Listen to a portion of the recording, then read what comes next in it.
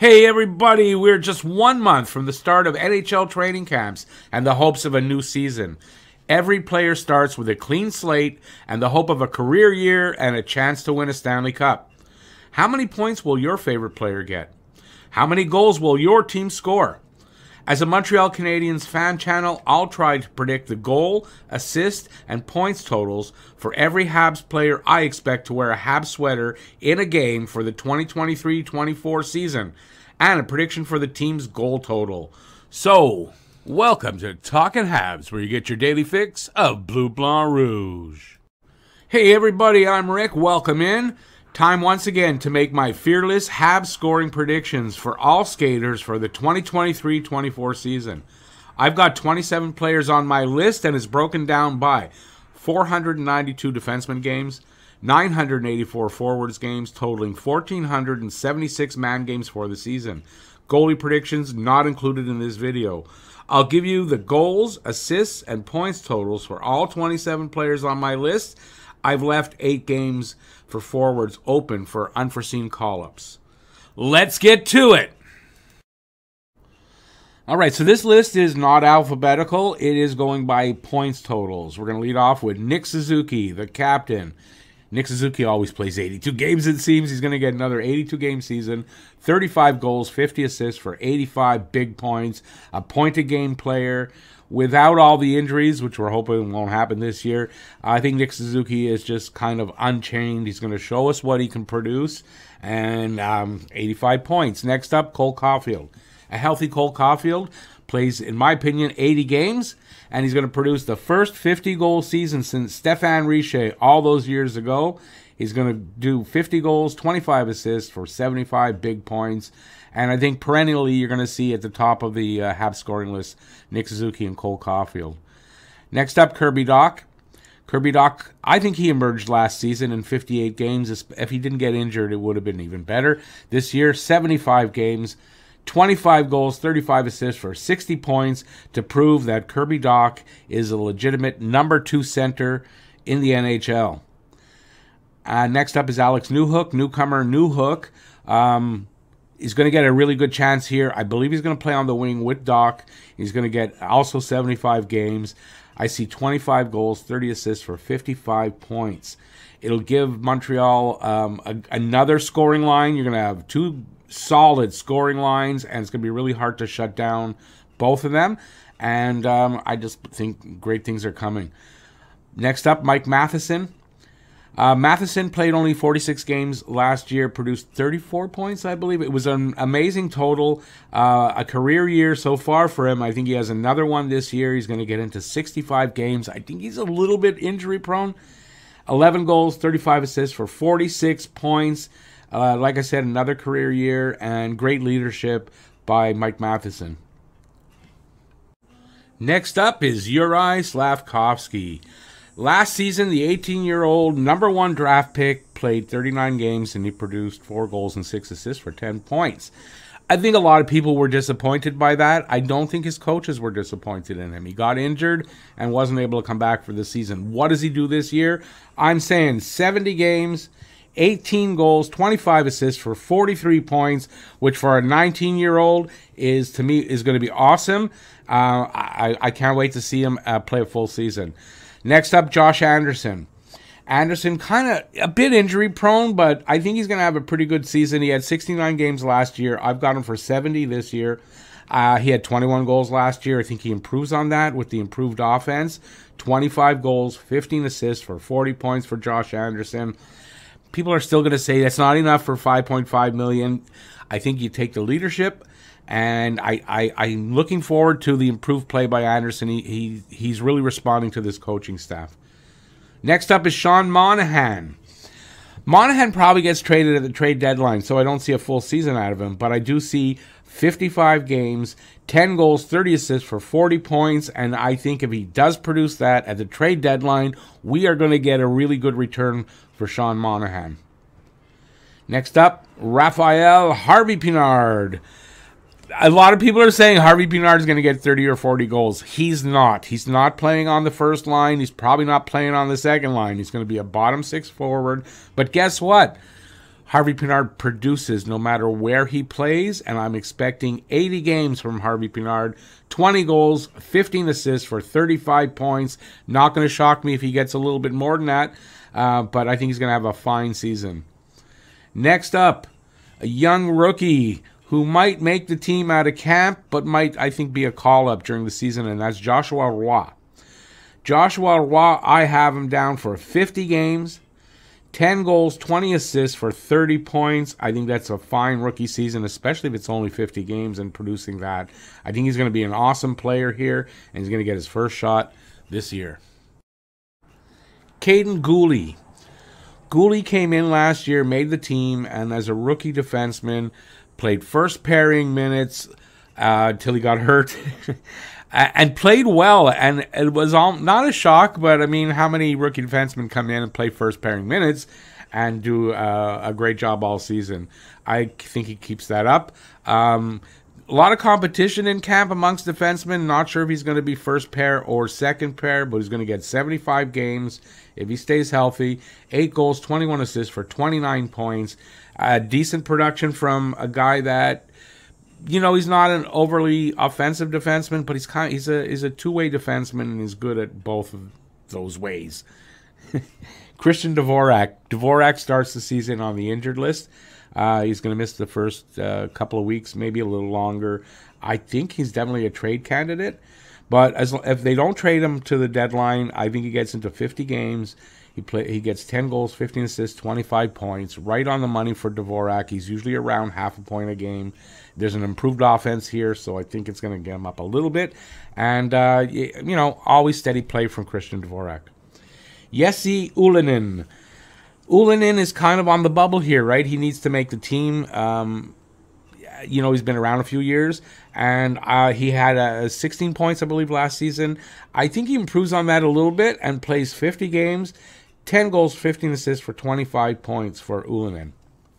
Jake Evans. Jake Evans, I think, solidly entrenched in that fourth line center role. Solid defensive bottom six forward. Can give you a little bit of offense here and there. I think Evans plays 70 games, 5 goals, 20 assists for 25 points. And from a fourth-line center, I'm good with that. David Savard. David Savard's on his last season of his contract. I believe the coaches really like Savard. I had gained a little respect for Savard last season. I think he played really well.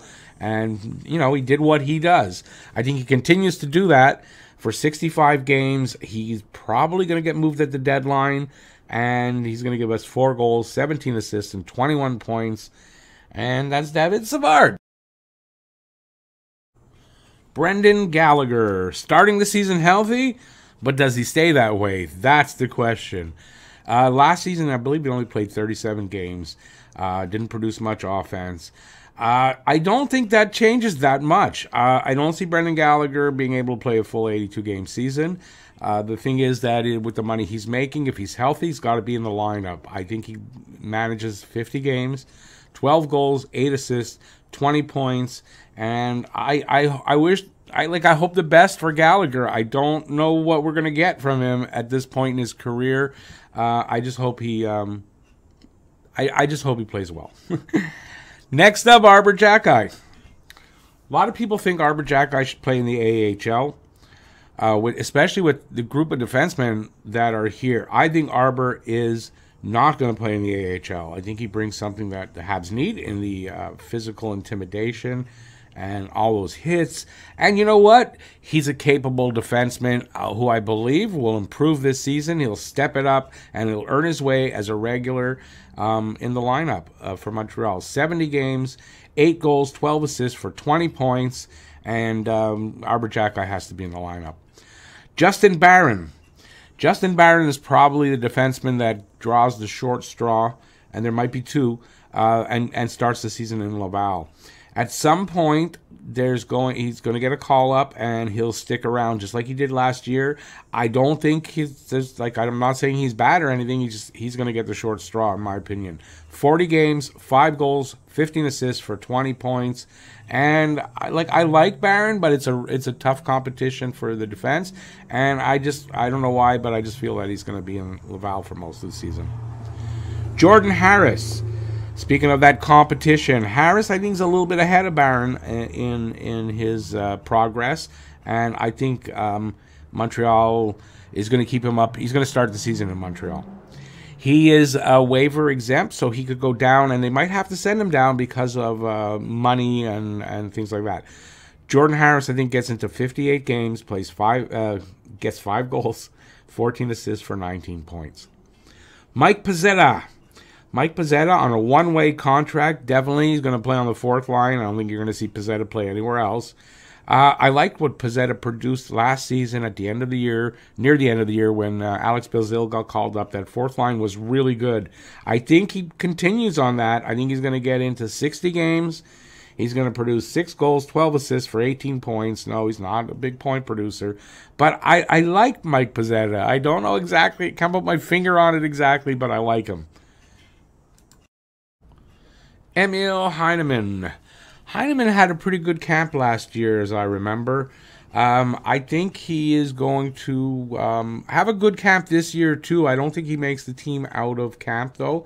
I think he's going to go to the AHL. But I think near the end of the season, once trades start to happen around trade deadline time, he's going to get a call up and stick around. I've got him down for 30 games. 5 goals, 10 assists, 15 points. He is a bottom 6 guy, but a lot of energy, really tough to play against, and he's got skills too. Newcomer Gustav Lindstrom, acquired in the Jeff Petrie trade to Detroit.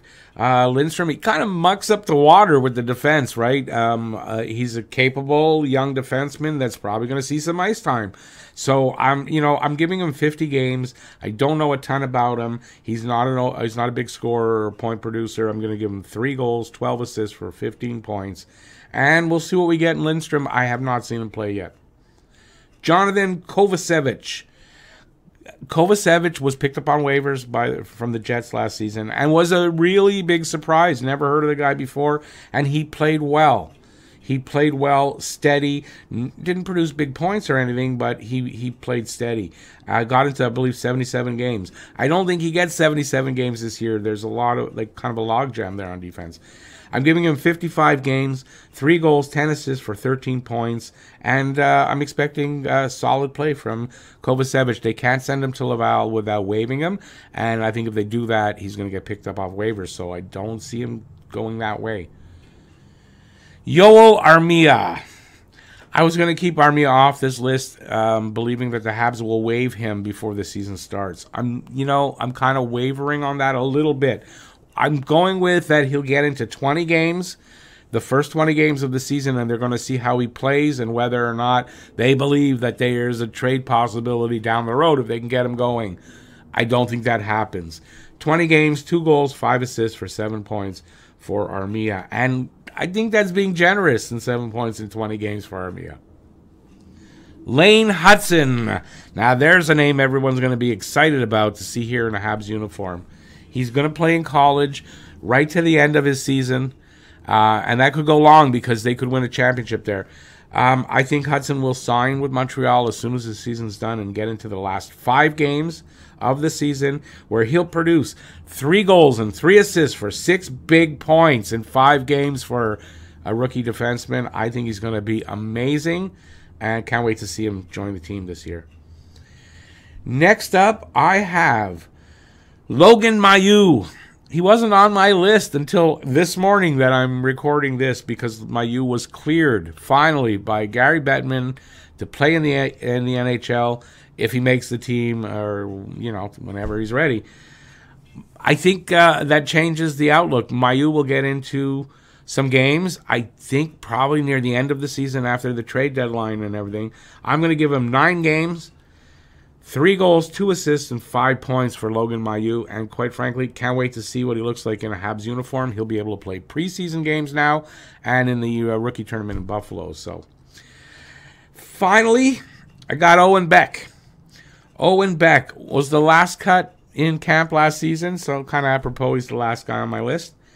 I think Beck starts the season in place of Dvorak. They give him his 9 games, so that he's not he doesn't burn up a year of his ELC. So he'll get 9 games. They'll send him back to junior. where he'll have to finish the season there, but they'll have a good look at him. I think he'll produce 2 goals, 3 assists for 5 points. I think he's hungry to make the NHL, and it's not going to be surprising to me if in the end he stays with the team the whole year. I don't think that'll happen, but I'm not going to get shocked by that. All right, so that's all 27 players, and that leaves us with the goal totals for the season for Montreal. Last season, they were really low, in the low 200s. People are hoping to get 280. I've got them at a little bit more, it turns out, when I added up everybody's goal totals. It comes to 323 goals. And I'm not sure they're going to actually hit that, so we'll see what happens. But if they do, they're going to be a team to be reckoned with and maybe even have a playoff run. And they're going to be a better team either way. And there you go. That's my predictions for all the 27 skaters that were on my list. I gave you a goal total prediction. Leave me a comment. Let me know what you think about that. Leave me a goal total prediction for the season and maybe any predictions on any players that you want. Do that in the comment section. Give it a thumbs up and subscribe if you haven't already. Until next time, thanks for watching. If you like this, give a thumbs up, leave a comment, and please share this video.